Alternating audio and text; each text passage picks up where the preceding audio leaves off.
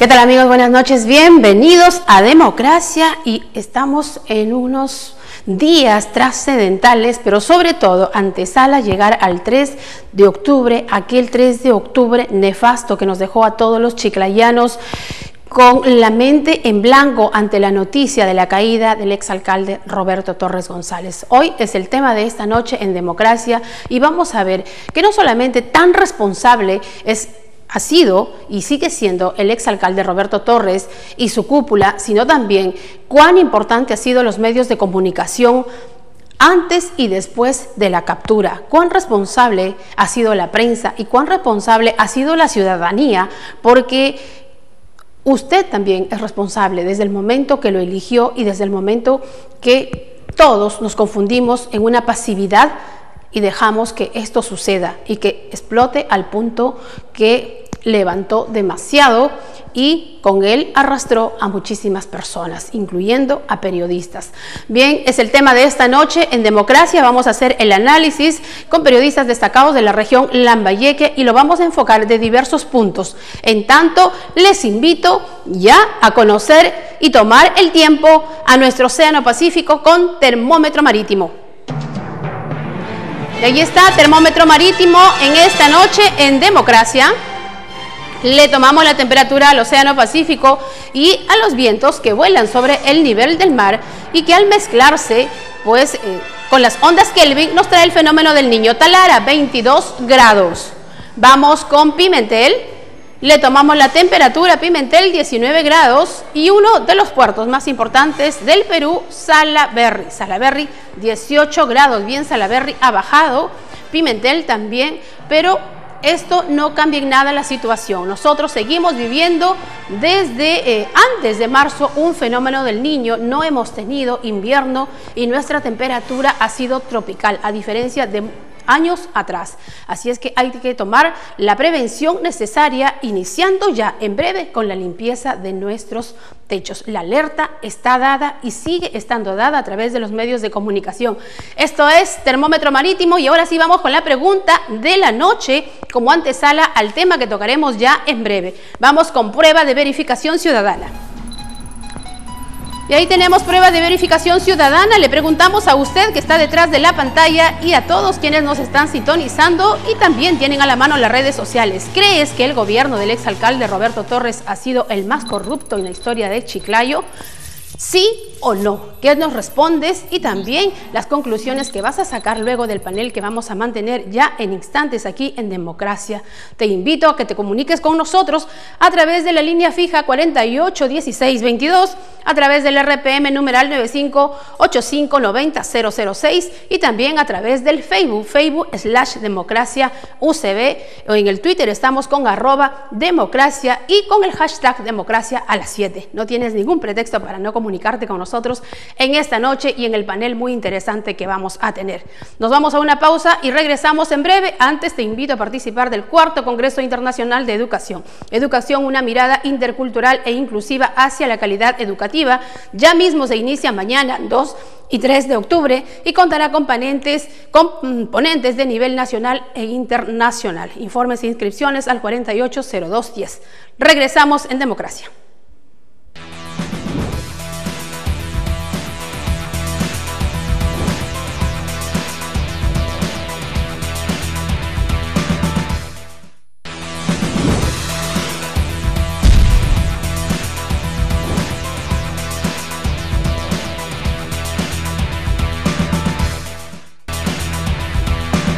Bien, ya estamos viviendo la antesala de un evento muy importante y trascendental, pero sobre todo imborrable de la historia de nuestra ciudad, en la historia de Chiclayo. Un exalcalde que se encuentra tras las rejas y que un día 3 de octubre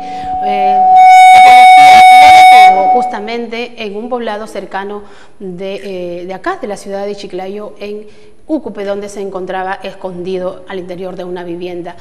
Una historia que no pasa así nomás la página, pues nosotros como periodistas lo vivimos y hemos invitado a periodistas importantes y destacados de la región Lambayeque para recordar cómo fue esa fecha y que hasta ahora todavía no deja a Chiclayo limpio y jamás lo dejará. Sin embargo, no sé cómo las autoridades lo están tomando, muchos medios de comunicación están tocando el tema y hoy lo haremos a profundidad y le doy la bienvenida a Rosa Chambergo, directora del semanario Expresión. Buenas noches, y también a Fernando Noblecilla, también ambos periodistas y director del programa Si Somos en Canal 21. Buenas noches, bienvenidos los dos, gracias por estar en Democracia. Y la pregunta es, ¿cómo recuerdan el 3 de octubre? ¿Cómo lo vivieron desde los medios de comunicación que representan? Rosa. Buenas noches, gracias Rocío por la invitación. El caso Roberto Torres González es una lección para no olvidar, es un acontecimiento periodístico, policíaco, de investigación, para que permanezca en nuestras mentes de años y la historia seguramente lo registrará como el caso de corrupción más grande en toda la historia de Lambayeque. Desde muy temprano, con la noticia del operativo fiscal que se desarrolló de manera sorpresiva, sabíamos varios periodistas que algo venía, pero no sabíamos cuándo, porque en el mes de septiembre del año pasado las cosas que se hacían, se cometían y se decían en la calle eran casos ya y cosas que no sabíamos los chiclayanos cómo reaccionar, ¿no? Con una ciudad en desgobierno, con casos de corrupción a la vista, y decíamos y preguntábamos cuándo va a actuar el Ministerio Público, la Contraloría, las instituciones que tenían que tutelar y velar por todo el manejo público, hasta que se hizo ¿no? lo que recordamos el 30 Claro, el caso ya venía sonando demasiado fuerte, los rumores eran demasiado grandes. ¿Y creen que nosotros como periodistas fuimos grandes responsables de esto, Fernando? En parte, pero yo diría que esa en parte la tienen los mercantilistas que hacen del periodismo un medio de vida. ¿Pero hacemos un mea culpa o no? Sí, por supuesto, sin tener mucho que ver en el asunto, pero la opinión pública nos involucra a todos en el mismo saco. Son periodistas, dice. La verdad que a veces también algunas autoridades hacen lo mismo, ¿no? Sin especificar. Fulano de tal, mengano, sutano, ellos son los que hicieron de la extorsión o del acomodo con la administración de Torres González un modus vivendi. Pero ¿jugamos un papel importante, trascendental, o jugamos un papel triste? Hagamos una autocrítica en ese momento. ¿Cómo informábamos los medios de comunicación? ¿Éramos muy incisivos o muy pasivos, Rosa? No, habíamos medios realmente con una responsabilidad en trabajos de investigación muy grande. Yo recuerdo que fuimos el primer medio que dio a conocer las compras fraccionadas del combustible, y mira, el caso me trajo a mí un problema de orden familiar particular, porque la señora Ruth Zúñiga, su esposo, fueron sus hijos compañeros de estudios de mi hija, y había ahí una presión de orden amical, familiar, que por qué estábamos torciendo la información. Y yo le decía, pero había una presión también en torno a la publicidad, porque Expresión aparece dentro de la lista también que ha recibido publicidad, pero tú has sabido separar. ¿Supiste separar en ese momento publicidad de ser un ente fiscalizador y la responsabilidad como prensa? Yo lo que tengo que decir en honor a la verdad es que jamás nadie me condicionó desde el municipio. Te doy una publicidad y no saques eso nunca. ¿Nunca fuiste digitada por teléfono ni coaccionada como lo más? Nunca, no me lo hubiese permitido además. Pero no solamente este caso, el caso de los volquetes, constantemente las denuncias del primer gobierno de Roberto Torres con las denuncias de Marlene Berríos. No olvides que ella fue la jefa del plan de gobierno municipal del primer gobierno de Torres González. Las denuncias de su primo Carlos González. Claro que entonces sí. Nosotros nunca, y están ahí todos los informes periodísticos que hemos hecho. Pero volvamos a la pregunta, ¿fuimos blandos, no fuimos blandos, fuimos demasiado incisivos, no fuimos incisivos, o un término medio? Creo que es una respuesta que la tiene que dar cada periodista, ¿no? Desde tu punto de vista, ¿y cómo informaste el tema? En mi caso, yo escribí varias columnas. En una vez le dije que era un sociópata a Torres González, en otra, en septiembre, puse una columna con el título que era el capitán Beto, el barco se hunde, ¿no? Y adelantándome a lo que pasó el 30 de septiembre. Ahora, me hubiese gustado responderte la primera pregunta que hiciste, porque hay una duda enorme en si Beto Torres es capturado porque la policía hace una tarea de investigación o él se entrega. O él llama ¿Qué y pesa dice, más, la captura de la policía o él llamó y se entregó? La captura de la policía siempre es un galardón para la policía. Claro que sí. El que se entregue una persona que está siendo buscada, no tanto, claro. se baja, ¿no? Entonces, ese hombre está enfermo. Ya estaba enfermo cuando pasó toda esta situación y posiblemente las llamadas a sus hijas, a sus padres, le habrán dicho, mejor entrégate. Ya veremos después cómo sale todo este asunto. Pero te vaya a pasar algo, acuérdate que tuvo 3 parálisis faciales. Claro que sí. Era un mensaje, diabético, con presión alta. Claro, además bajo de peso y todo, Se era podía morir. irreconocible, en pocos días había... Por lo menos un año ya está, sigue ahí. Sabe Dios cuánto se estará preso, pero por lo menos superó eso. Y en todo caso, la policía no hizo ese trabajo de investigación para no, Fernando. Queda la duda, porque si hubiese hecho un trabajo de investigación, también hubiese caído los 2 que están todavía prófugos, ¿no es cierto? El caso de Agustín Ramos, el de la universidad, también hubiese caído si la labor de investigación hubiese sido buena, pero no. Y en más todo caso, bien, la policía también falló cuando no se lo detuvo en su casa, porque se habló de que él estaba ingresando a su casa y que le avisaron y yo creo que ahí hubo alguien que dio el dato para que él se pusiera buen recaudo en ese momento. Pero no creo que se haya entregado él, porque si lo hubiese querido hacer Fernando, tenía todos los medios para ir directamente al Ministerio Público y entregarse. Bien, entonces ponemos acá en duda, hay una versión que sí se entregó, no, yo que estoy no se diciendo entregó. que hay versiones, unas que pero dicen que se ¿cuál entregó. ¿Cuál es la que tú crees como periodista? Rosy está diciendo, ella no cree Yo que se tengo entregó. mis serias dudas, Rocío, sobre el comportamiento de la policía y el Ministerio Público. Bien, entonces nosotros nos vamos a una pausa y le preguntamos a nuestro tercer invitado que ya se encuentra aquí en el set de Democracia y que él también ha sido un crítico, sobre todo en estos últimos días, recordando la captura del exalcalde Roberto Torres González. Se trata del economista Raúl Valencia Medina, consejero regional. Con él regresamos aquí en Democracia. Nos vamos a una pausa sin antes recordarles que este 2 y 3 de octubre se realiza en la Universidad César Vallejo el 4º Congreso Internacional de Educación. No solamente se contará con la participación de ponentes de talla nacional, sino también internacional. Están invitados todos los docentes y público en general. La cita es en el campus de la Universidad César Vallejo, kilómetro 3.5 carretera Pimentel. Informes e inscripciones, todavía estás a tiempo. Mañana se inicia al 480210. Regresamos.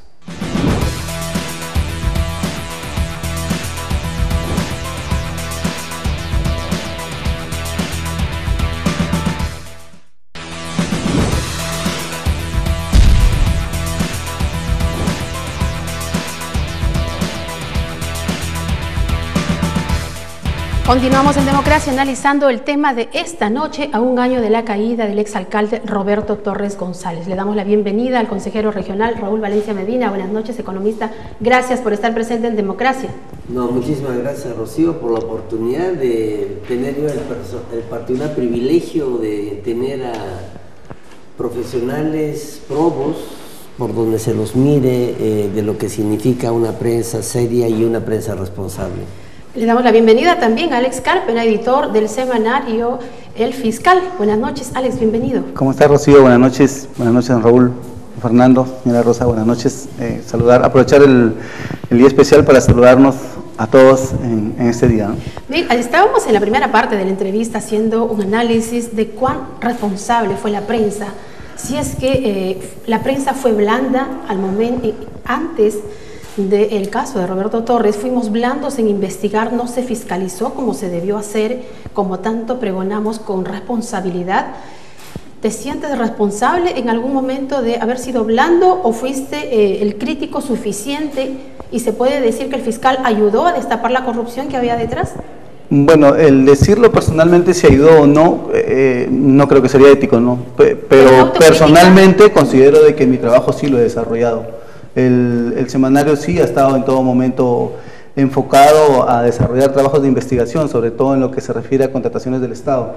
Hemos fiscalizado en todo momento la parte administrativa de la gestión de Roberto Torres, pero creo yo que en su momento se vivió una etapa en el sentido de que ya venía desgastada la imagen de fiscalización, no solo de la prensa, sino de parte del Congreso de la República, de parte del Ministerio Público, Poder Judicial. O sea, había aparecido un panorama para que Roberto Torres se vuelva de pronto inmunizado, ¿no? en ese sentido, pero creo que hubo un replanteamiento de la situación a raíz de que él ya se empoderó demasiado, de que se comenzó a burlar. Creo que la caída para mí nace cuando se comienza a burlar del fiscal, ¿no? Pero en todo caso definamos, ¿una fiscalización blanda, tibia, una verdadera fiscalización se hizo o no?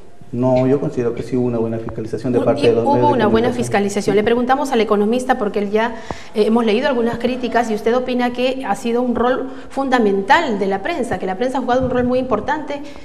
Bueno, ¿fiscalizando sí, bien? Creo que un año después de lo que ha significado para la moral de un pueblo que ha estado sumido, desde mi punto de vista, en una situación al cual jamás debió haber llegado Chiclayo, creo que la prensa sí jugó un papel importante.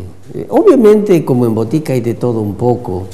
Hay prensa que obviamente, desgraciadamente, mancha una profesión tan noble, tan compleja, siempre está en el hilo de la navaja, porque obviamente tomar posición como tú, Fernando, como tú, Rosa, como tú, Alex, no es fácil. Tiene siempre consecuencias, si no empresariales, consecuencias personales. Mucho más aún cuando se trata, Rocío, de enfrentar no a una red de corrupción simple, sino ligada y asociada al crimen. Y eso es algo que creo que hemos podido nosotros expectar en las finales de un régimen que evidentemente hacía pus por todo lado, pero que lamentablemente, como dice Alex, pues había desde el Ministerio Público, desde el Poder Judicial, diría yo, lamentablemente, malos profesionales, malos fiscales, malos jueces, que lo han ido realmente protegiendo, incluso hasta el Tribunal Constitucional de Garantías. Alex, contigo hemos viajado a Lima, al Congreso de la República, hemos ido al Tribunal Constitucional de Garantías, hemos estado con el presidente, él nos prometió que efectivamente su voto iba a ser, su voto dirimente iba a ser, digamos, en favor del pueblo de Chiclayo. Claro, pero no pesó, pesó más la corrupción. Y terminó realmente todo lo contrario. Meses después se sabe que efectivamente maletines completos de dólares fueron los que finalmente doblegaron, ¿no es cierto?, una justicia que obviamente el pueblo de Chiclayo esperaba. Alex, ¿esperaba este grado de corrupción? ¿Lo esperabas? Claro, sí, era pero evidente. Tanto como lo hemos vivido. Mira, sí. no olvidemos, hay una parte muy importante que se nos está obviando, ¿no? Es que hubo un fiscal finalmente que ahora está fugado, que es Edra Sánchez, en quien recayó bastantes investigaciones, y también a la gerenta de la Contraloría, ¿no? Y 3 ex jefes de OSIS que trabajaron en la misma municipalidad de Chiclayo. Entonces, de eso ya estamos comprometiendo a 2 instituciones encargadas de velar por los intereses del Estado, que definitivamente cayeron en esta red, no se podría decir, porque finalmente los cuestionamientos no solamente cayeron por el lado de la prensa, sino en los resultados de las investigaciones. Pero, ¿no? Rosa, pero si finalmente avanzamos tanto y a un grado de corrupción que todos quedamos asombrados, es porque quizá fuimos muy blandos, lo permitimos. ¿No ves eso tú de ese modo? Yo creo que aquí hay una etapa muy importante que definir. Lo conversamos ayer con el economista Raúl Valencia. La caída de Beto Torres se debe principalmente a la presión de la sociedad civil y del periodismo. Hubo en el Ministerio Público, no tengo temor en decirlo, fiscales sembrados que trabajaban para la red de corrupción de Roberto Torres y que lo salvaron en muchos procesos de investigación que se cerraron y que quedaron prácticamente impunes y que por tanta presión periodística se volvieron a abrir. Pero hay una responsabilidad directa del órgano de control, que es la Contraloría General de la República, con Dina Calonge, que pese a todas las denuncias del mal manejo de los fondos públicos, de los fondos del Estado, nunca quiso intervenir la Contraloría General de la República. Pero además toda esta red se extendió no solo al Ministerio Público, a la Contraloría, al Poder Judicial. Recordemos que este hombre fue vacado, estaba fuera de manejo del gobierno municipal y fue el Poder Judicial quien lo salva con una medida vergonzosa de un juez tan descalificado y cuestionado como Óscar Tenorio Torres. Entonces, gracias a quién tuvimos a Torres en Chiclayo para que siga gobernando la ciudad. No es gracias al Poder Judicial, que siempre ha avalado situaciones vergonzosas en la ciudad de Chiclayo, y no solamente hablo del caso municipal, hablo también de otros casos que tienen que ver con el desarrollo de la ciudad. La prensa seria ha cumplido su rol, y nosotros somos investigadores, formadores de opinión pública, que buscamos, que indagamos, que cruzamos información, pero ahí está nuestro trabajo. Nosotros no somos ni fiscales ni jueces, y hemos puesto siempre en bandeja: esto está pasando, documento 1, documento 2, claro, fotografías, sí, evidencias, pero opiniones. Recordemos que el destape de la investigación vino desde Lima. Esta investigación se llevaba de manera secreta. Quizás si se hubiese conocido antes, no se hubiese podido llegar a destapar esto. No es verdad, no es verdad, no es verdad. Acá hubo un trabajo preliminar de fiscales locales, serios, responsables, que en su momento quizá le hayan dicho a los limeños: miren, no tenemos estos equipos para poder hacer las interceptaciones telefónicas, los necesitamos. Y esa tarea tuvo un éxito cuando un señor Canales de Excel va y siente una denuncia porque lo habían extorsionado para pagar una cuenta que estaba pendiente. Entonces ahí ella dijo: y hasta aquí nomás. Una liquidación de sus saberes. Liquidación, sí, efectivamente. Y lo graba todo, en un momento que saca el dinero, el Banco de la Nación, claro, y eso, gracias a esa denuncia es que se abre todo. Pero no los limeños, que tienen la costumbre bendita de cada vez que hay un triunfo al interior del país, nosotros fuimos. Claro que sí, y el pool de fiscales que habían enviado desde Lima y todo. Y esto hay que hacerlo, y hay que aclarar. Efectivamente, como en toda institución, Rocío, economista Valencia, Alex, Fernando, como en toda institución, hay gente buena y hay gente mala. Hay buenos profesionales y malos profesionales. Es cierto que en el Ministerio Público habían algunos fiscales que estaban comprometidos a no investigar porque tenían a su hijo, a su primo, sobrino, a su tío, qué sé yo, trabajando en el municipio, trabajando en el SAIS, como lo había en la municipal, en el SAIS y Poder Judicial, ¿no? El Ministerio Público. Pero habían también buenos fiscales que, como nosotros los periodistas cuando nos reunimos decimos: oye, eso ya no puede ser, este hombre está manchando la prensa. También a los fiscales en un momento dijeron eso: basta, vamos, como lo dijo en una entrevista que le hice a Juan Carrasco Millones, y me dijo: en el Ministerio Público hay 3 clases de fiscales. Así le dije: ¿y cuáles son esos 3 clases de fiscales? Fiscales que vienen y calientan el asiento para cobrar a fin de mes. Fiscales que son corruptos y que están esperando la coima y arreglar algunas denuncias. Y fiscales, como yo, me dijo Carrasco, que trabaja, que se dan todo y que va golpe a la corrupción. Entonces, también pues hay que... Entonces reconocemos esa labor, definitivamente. No, bueno, es evidente, ¿no es cierto? Decía, pues siempre en las instituciones hay de todo un poco, pero yo quisiera un poco aquí a este panel selecto, en verdad estoy realmente feliz. No pensé algún día tener conmigo a personalidades de la comunicación debatiendo un tema tan bonito como lección en perspectiva. La pregunta es: después de Beto, ¿qué? ¿Cuál es la lección? ¿Cuál es la lección? ¿Qué nos corresponde hacer? ¿Qué debemos hacer para que esto nunca más se vuelva a repetir? Esa es la pregunta. Pero ¿qué hemos hecho también? ¿No? Ya pasamos, estamos recordando un año. Y vamos a llegar a un punto que tiene que ver con la educación, con la cultura, con el tema de concientización. ¿Cuántos saben los pobladores elegir? Porque si no hacemos nada volveremos a tener más Beto Torres y volveremos a seguir teniendo la ciudad que ahora tenemos, porque hay gente que es muy fácil de poder manipular, y de eso se encargan más los políticos. Pero esa es nuestra responsabilidad también en este momento. Estamos en una etapa muy dura para nosotros, las elecciones que lo hemos vivido, pero esta vez con mayor responsabilidad, Fernando. Yo creo que el tema fundamental pasa por la educación. Si no tenemos una buena educación que nos forme o que formen a las nuevas generaciones, Chiclayo y el país va a seguir igual. Van a haber unos cuantos vivos que se van a aprovechar del hambre, de la pobreza, de la indolencia de mucha gente, y listo. Con esos votos ganan las elecciones. Entonces, después nos quejamos. Beto Torres no ganó las elecciones porque él quiso ganarla. La ganó porque hubo miles de chiclayanos que le dieron el voto. Y yo recuerdo en su primera oportunidad cómo llegaba a los mítines, una vez finalizados, sus camiones o sus carros, con las ollas con aguadito. Cierto. y repartir el aguadito a todos los Beto, alcalde, bolsas de fideos entonces, y bolsas de papa. Esas cosas se han dado, pues. Pero se seguirán dando, porque estamos hablando de reformas electoral que se está tratando en el Congreso y que no sé. ¿Cómo ve usted? Esto no se va a aprobar. Tú preguntas, ¿qué debemos hacer los periodistas? Pues inculcarle claro, a la gente, eso es lo que digo. Esa es la tarea que nos toca, como ha planteado Raúl, que se viene que el periodista asume un papel. Pero difícilmente la gente que padece hambre pues va a hacernos caso, ¿no? Hay gente que no ve televisión, que es posible que no estén viendo esta señal donde estamos abordando este tema importante. Hay gente que no tiene para comprar un periódico donde estamos analizando este tema y donde está la fragilidad, la debilidad, la amenaza para seguir avanzando en Chiclayo.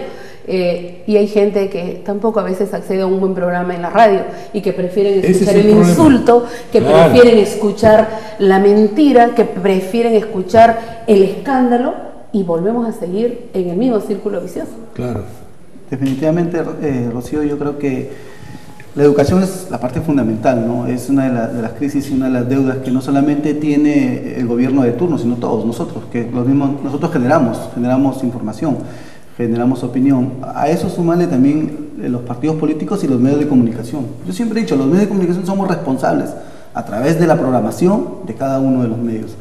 Definitivamente, el hablar ahorita, vamos a la pregunta, analizando la pregunta de don Raúl, o sea, definitivamente tenemos ya 9 meses de gestión municipal, si nos enfocamos a lo de Roberto Torres.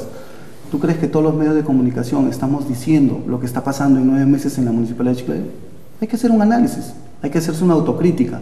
¿Tú crees que actuamos de acuerdo a cómo se vienen desarrollando las cosas? ¿Tú crees que lo que ha hecho el señor Guillermo Segura en una sesión de consejo lo conoce la población entera? No lo conoce, porque realmente parte de los medios de comunicación somos responsables de lo que está pasando y de lo que va a seguir pasando, de seguro, y los partidos políticos también. Pero en todo caso, separamos, somos responsables los periodistas o la empresa para la que trabajamos, ¿ah? Porque podemos querer informar con la verdad, pero estamos chocando con los intereses de la empresa, la empresa no le interesa.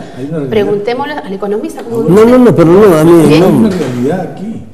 Los medios de comunicación, llámense radios, sobre todo las radios, obedecen a intereses comerciales de sus propietarios. O sea, si yo tengo dinero y voy y le digo al señor Juan Bazán, que tiene la radio, quiero 2 horas de publicidad, perdón, para hacer un programa de noticias o de comentarios, pago y luego hago uso del programa y del micrófono para decirle Samba Canuto a quien sea. Y él se excluye, no soy responsable de las opiniones que se vierten en este programa, se acabó. Pero Rosa nos puede contar, porque Rosa lo sufres tú haciendo justamente prensa. Yo creo que es hora que los propietarios de las radios, de las emisoras, se fajen por Chiclayo y en vez de vender un espacio a cualquier periodista, podrían contratar a los mejores periodistas para conducir los espacios periodísticos y no entregarles espacio a cualquier fulano, porque ahí tenemos un gran problema, que la radio, que está más cerca a la gente, como dice muy bien su eslogan, está en manos de gente que no contribuye al desarrollo de Chiclayo. Y sí es cierto, pues el propietario de una radio te vende el espacio.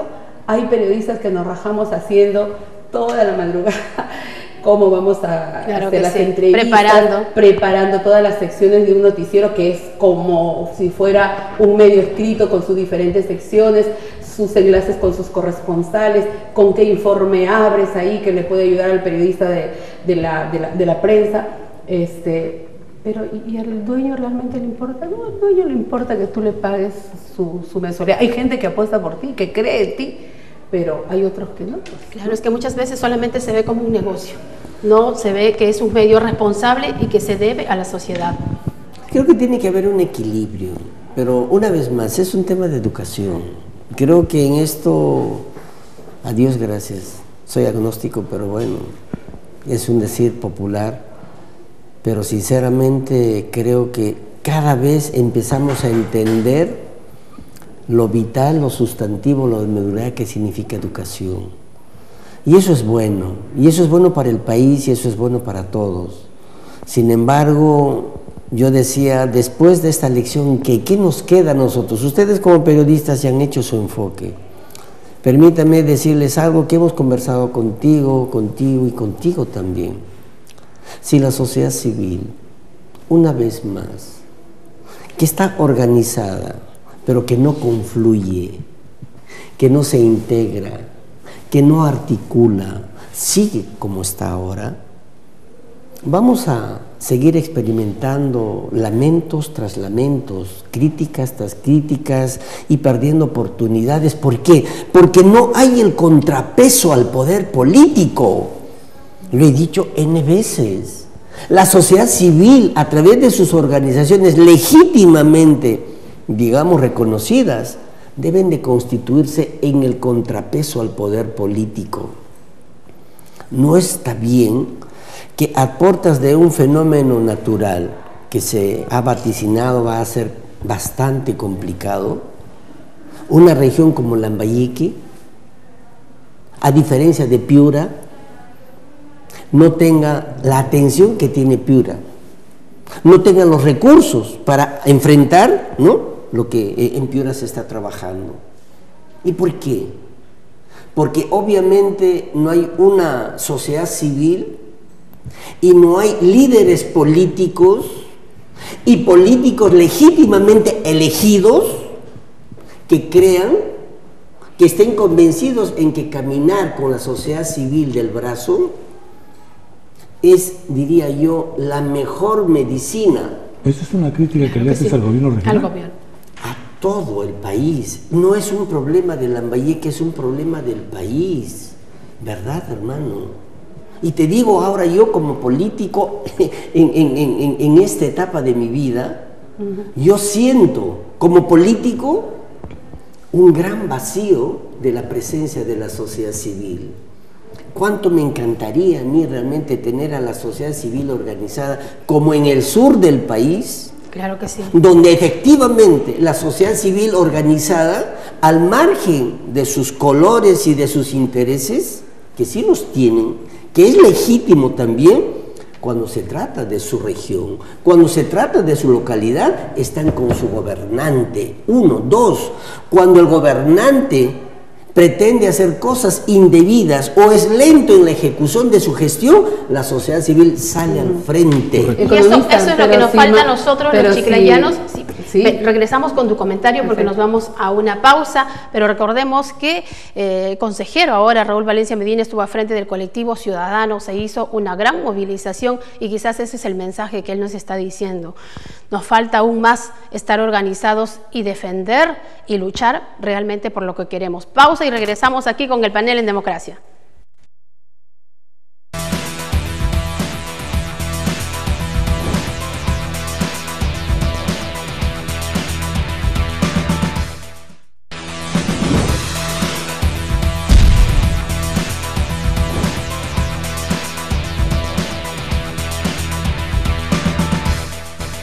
Seguimos en Democracia y comentando también que después, ahora, ¿qué se hace después de lo que ya sucedió con el exalcalde Roberto Torres? ¿Cuál es el mensaje? ¿Qué se va a hacer? Decíamos, escuchando a nuestros invitados, uno de los retos también es que el Ministerio Público siga marcando precedente, que por ningún motivo se doblegue. Rosa, por favor. Y yo creo que ante cualquier denuncia periodística o de algún ente de la sociedad civil, la Contraloría y el Ministerio Público tienen que actuar ahora con mayor rapidez y no esperar que nos pase lo que nos ha pasado con el caso Torres.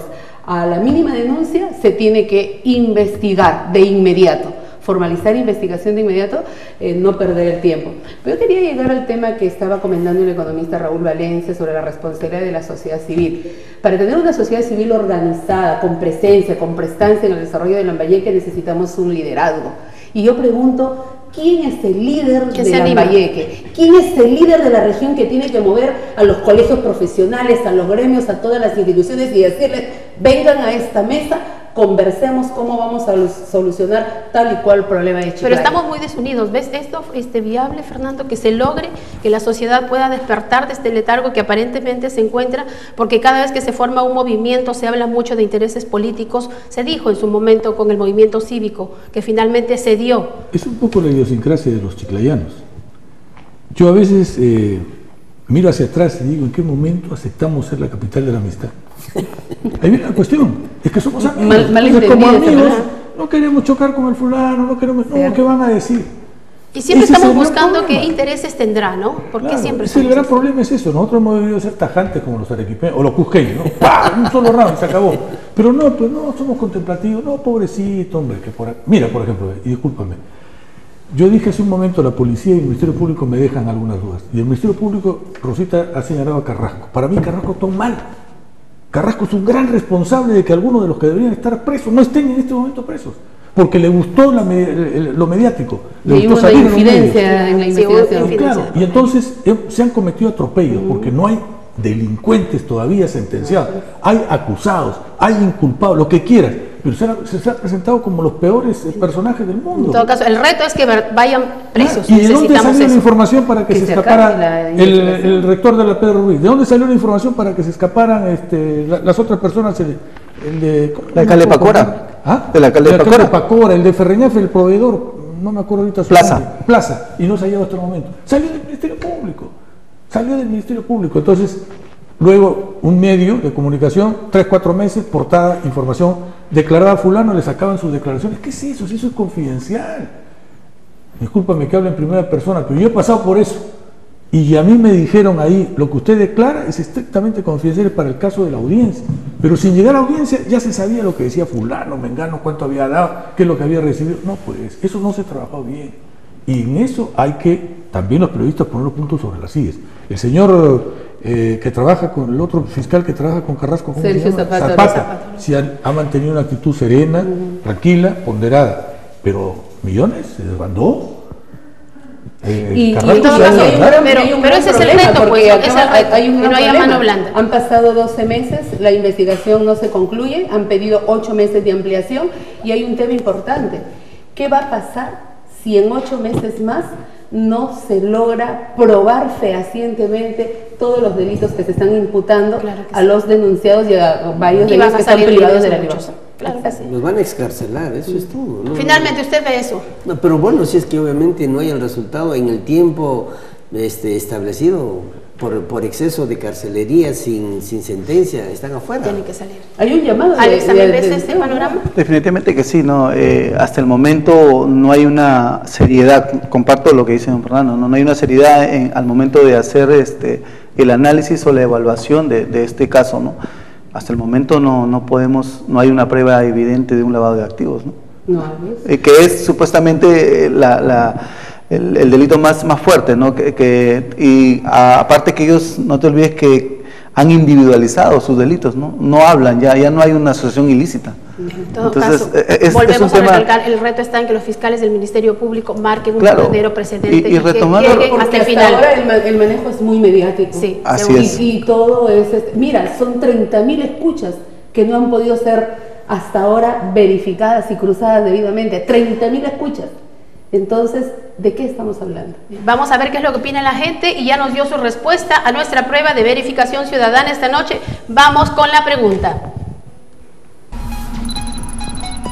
Bien, y ahí está prueba de verificación ciudadana. La gente ha votado a través de la línea telefónica y ha sacado sus conclusiones de este panel y también a través de las redes sociales. Y la pregunta, ¿crees que el gobierno del exalcalde Roberto Torres ha sido el más corrupto de Chiclayo?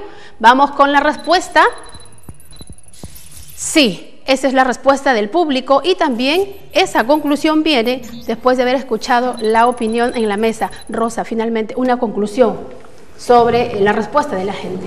No he visto que... la gente concluye que el gobierno del exalcalde Roberto Torres ha sido el más nefasto, el más corrupto. Sí, eso sí. ¿En la historia de Chiclayo? En la historia de Chiclayo, así va a quedar registrado. Creo que la gente no se equivoca, lo percibimos todos los chiclayanos. De acuerdo con eso, Fernando.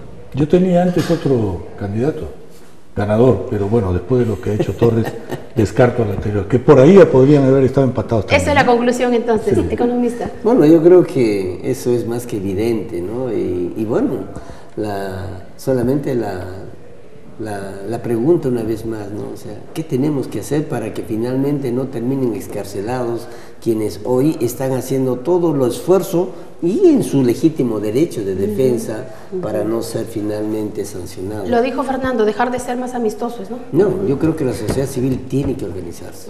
Sí, eso es fundamental. Reflexión final, Alex, sobre la conclusión, la respuesta de la gente. No me queda la menor duda de que es, pero ojo que hay que estar atentos a que no se vuelva a repetir la historia, que no estamos lejos. Pero de eso también depende mucho de nosotros, ¿no? El diagnóstico de las nuevas gestiones municipales nos está llevando a ello.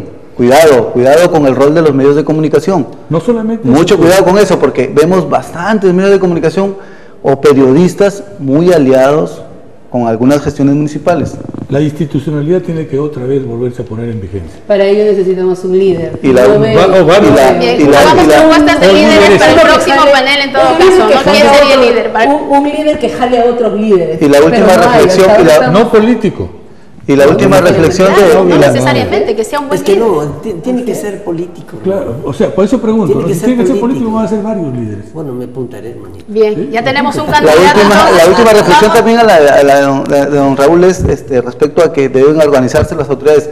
¿Pero cree que les va a convenir a un alcalde llamar a un colegio profesional, convocarla a una asociación? ¿Le va a convenir? ¿Le va a convenir El ser? tema en todo caso queda para Como otro debería panel. ser- Vamos Ya con terminó. la Pero no les va a convenir. lectura. Ya Vamos con terminó la el lectura programa. de los televidentes que nos han comentado en el Face sobre la pregunta y también opinan sobre el panel.